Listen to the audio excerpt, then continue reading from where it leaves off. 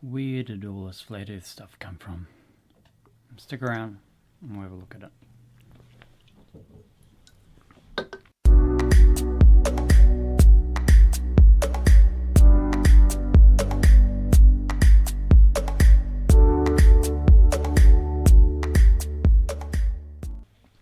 So right off the bat I'll say that no, I don't believe the earth is flat. And I'm going to give you 3 reasons why the flat earth model doesn't stack up, and it's all to do with the sun and its movement. So there's 3 reasons why I don't believe the earth is flat, and it's all to do with the sun. So the 3 reasons are as follows. Number 1, the shining of the sun on the underside of clouds during a sunrise. Number 2, the movement of the sun across the sky during midsummer in the Southern Hemisphere. And number 3, the fact that on a flat earth the sun would never actually set, and it would be visible at all times throughout the course of the day.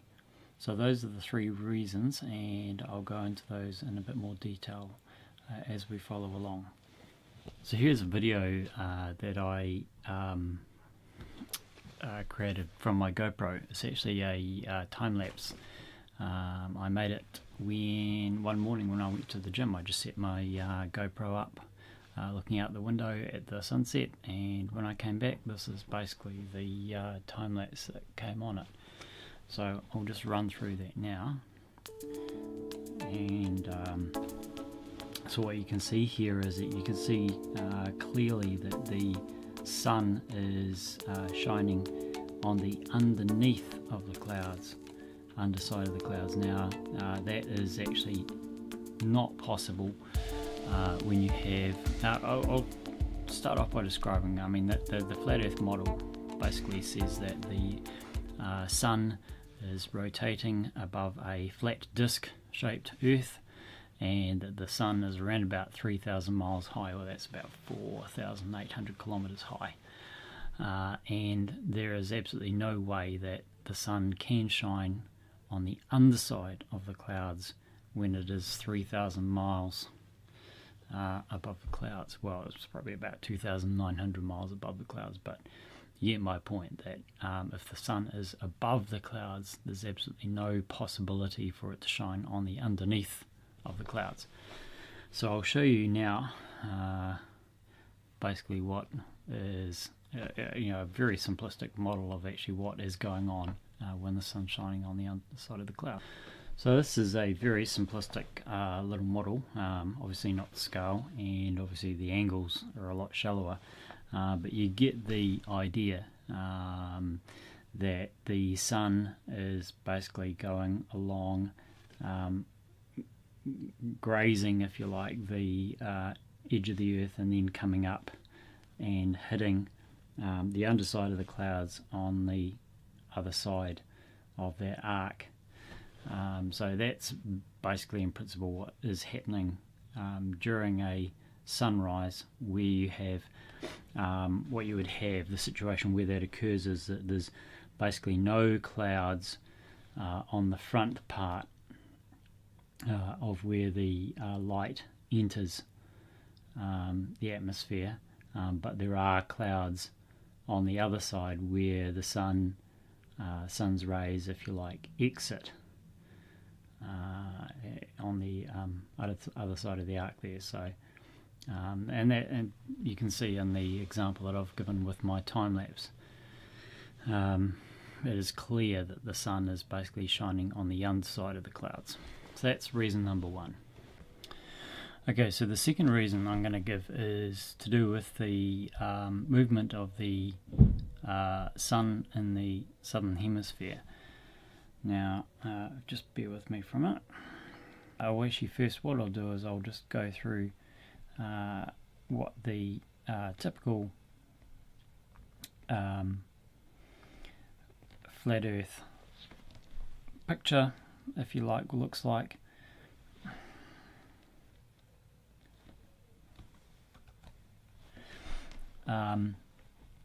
this is what your typical flat earth model looks like, where you have a sun and moon. Obviously these pictures here are not to scale. The sun is supposed to be around about 32 kilometers in diameter, I think, something like that. So obviously this is a bit bigger, but gives you the picture of where it basically sits. So it rotates above a flat disk earth and basically shines a spotlight, if you like, as it moves around. So only part of the flat disk earth is illuminated at any one time. These lines here, where they intersect, is basically where I live. That's Wellington, New Zealand. That's New Zealand there as represented on the flat earth. And this line here, the red line, basically represents where the sun should rise on a flat earth, or where I should see it coming from, and that would be in a, if you like, a northeasterly sort of direction. But where I actually see it rise in the summer is this line here, this purple line. So looking along here, I actually see it rise in the southeast, as represented here on the flat earth model. And also I should mention that the sun is supposed to be about 3,000 miles above the surface of the flat disk, which is about 4,800 kilometers. I'll talk about that a bit later on when I get to reason number 3. So to give you an example of what the sunrise looks like, so this is the sunrise. This was taken earlier this year, and taken at around about 7:29 in the morning. You can see the sun here. Basically, I'm using an application here called Theodolite, which I have used for hunting and various other applications. But you can see here that according to these directions here, it's rising south of east. Due east is actually in the direction of this building here. I'll just bring up another photograph, which is this one here, and you can see, looking due east, it basically lines up with that that building there. Now if we go to Google Earth, there we go, those directions here at the top there, which you saw there, I've basically just put into Google Earth here, and you can see exactly where I was basically standing, looking across the bay here, and the building which is due east is that building there, and the direction that the sun was rising was down this way. Now that was 7:29. It was reasonably high in the sky at that point, which means that it was actually rising from further back here. Now I've got a good little website here, which is actually a Met Service blog. Met Service is the weather service here in New Zealand, so they've done a good wee blog here which basically describes the movement of the sun in the summer. You can see here it's rising up south of east, rising up towards the north. We see the sun in the northern part of the sky here down in the Southern Hemisphere, so rises up towards the north and then back down, setting towards the southwest again. And to give you an example, I previously lived in the South Island of New Zealand, and in midsummer the sun would be the sunset would be very, very late at night when you're that far down, and in fact we would be coming back from picnics at sort of 10:30 at night, and it would still be reasonably light at that stage. So it's 10:30 p.m. So yeah, the sun sets very very late at night. So this is basically the little GIF which just demonstrates what's going on with the sun. What I'll do is I will post the link for this down in the description of this video, so you can actually have a look and see what you think. But yeah, as I said, sun rises south of east in the Southern Hemisphere during the summer, which is actually not possible on a flat Earth disk model. Okay, reason number 3, and I'll look a bit brighter now because I just changed the batteries in my light. It was going down a bit, so previous bit's probably a bit dark. Never mind. Okay, reason number 3.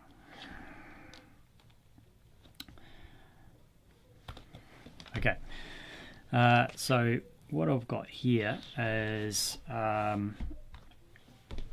some calculations, and basically what we're seeing here is that what I've calculated out is that the latitude of the Tropic of Capricorn, which is basically summer here in New Zealand when the sun moves into the Tropic of Capricorn, is 23 degrees. Each latitude, degree of latitude, is around about 111 kilometers. It's plus or minus as you get to the poles. It's a bit less and it's a bit more, but it averages out to about 111 kilometers per degree of latitude. And so to work out the distance, say from the pole down to the Tropic of Capricorn, you add 90 degrees plus 23 point whatever degrees of latitude, multiply by 111 kilometers, and that will give you the distance from the Tropic of Capricorn to the North Pole. And these are distances that have been measured, so there's no real discrepancies or anything, or there's no disagreement on how far that is. And so when the sun is at its midnight position, so it's on the other side of the Earth, and so it would be in the Tropic of Capricorn on the opposite side of the Earth. To work that distance out, you've got the 90 degrees plus the 23.43 degrees multiplied by 111 kilometers, and then you essentially double that. So it's your distance from one tropic, from the tropic to North Pole, and then from the North Pole to the tropic on the other side of the Earth, and then obviously multiply that, and that gives you a distance of 25,183 kilometers. And then what we do is we add the distance from Wellington, New Zealand to the Tropic of Capricorn, which is about 1,987 kilometers.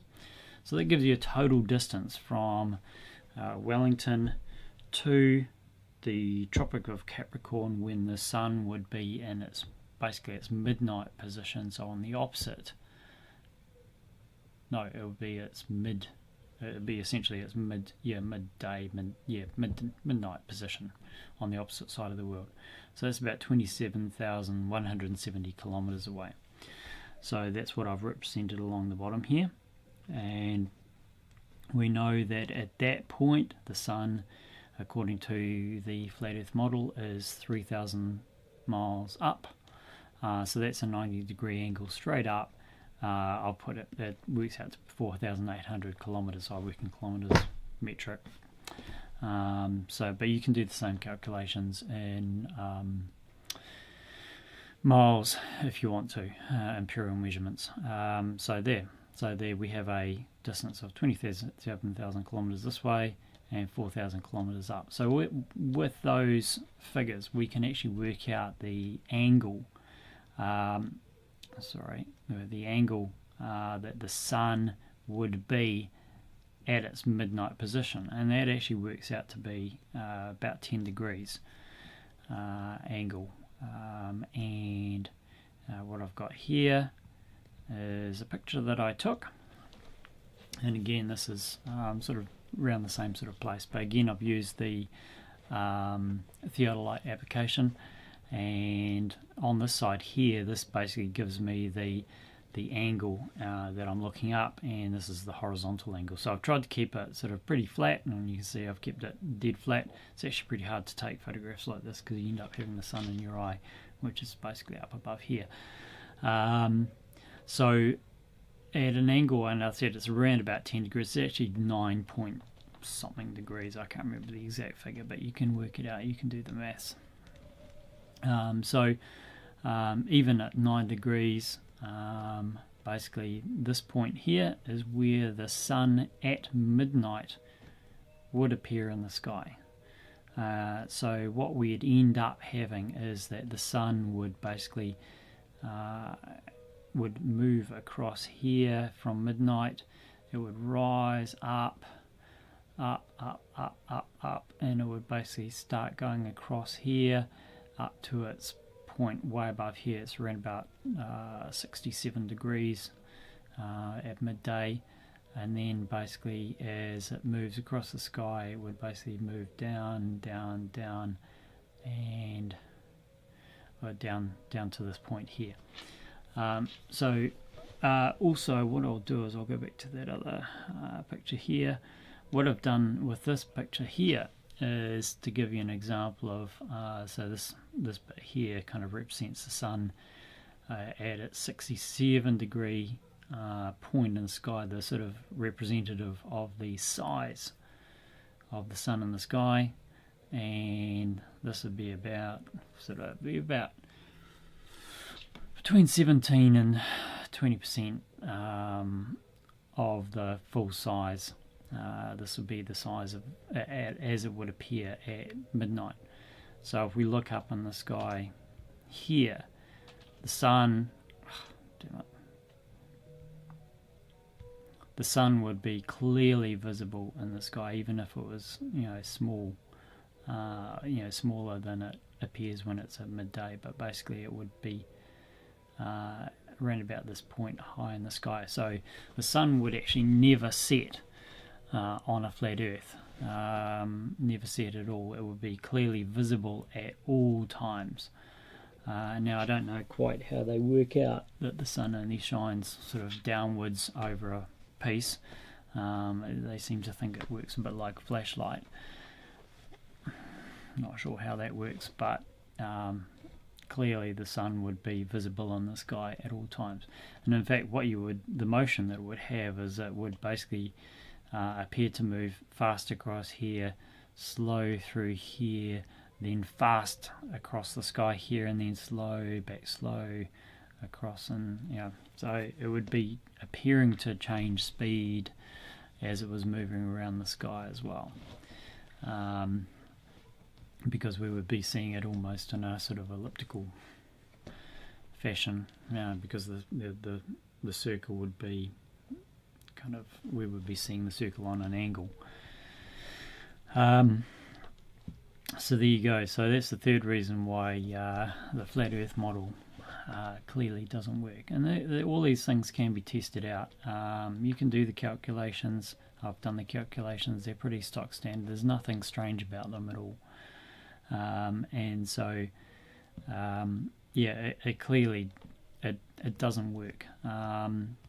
One thing you have to realize is that on a flat Earth model, the sun would appear to recede, so it would basically move away from you and get smaller, rather than staying the same size as it does when it sets, and then changing into a half disc and so on, because essentially that's going past an edge. So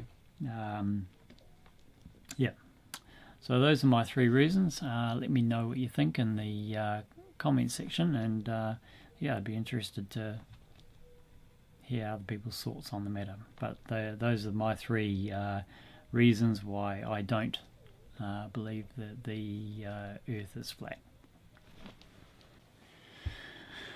So this is pretty typical of the type of meme that I get coming across my Facebook feed from time to time.